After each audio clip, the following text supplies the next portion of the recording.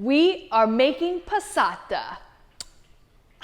Jarred tomato sauce is full of unnecessary ingredients, but it's actually really easy to make your own.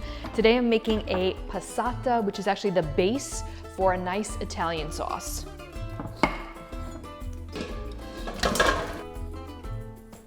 Tomatoes are actually really high in A, C, and K, and they also got a good amount of like potassium and folate. They've got a lot of antioxidants, but for this recipe, you don't need any water or anything. You're just gonna use the tomatoes itself, and then all the juices are gonna create a liquidy base here. You cook these basically until the skins start to come off.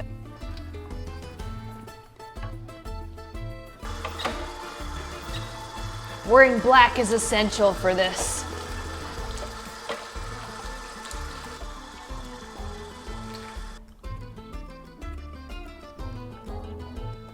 So we don't want the glass jars to break. So it's just gonna give us a little bit of space between each of the jars. As soon as it starts boiling, just for about 10-15 minutes, and then they'll be ready to store.